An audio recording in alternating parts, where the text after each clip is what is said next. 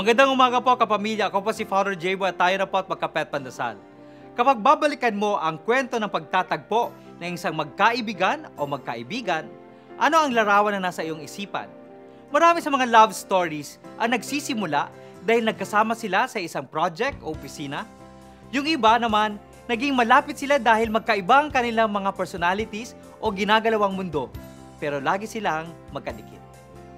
Nalalaman natin kung malalim ang ating ugnayan sa tinatawag nating side-by-side intimacy. Ibig sabihin, umuugat ang isang samahan kapag magkatabi.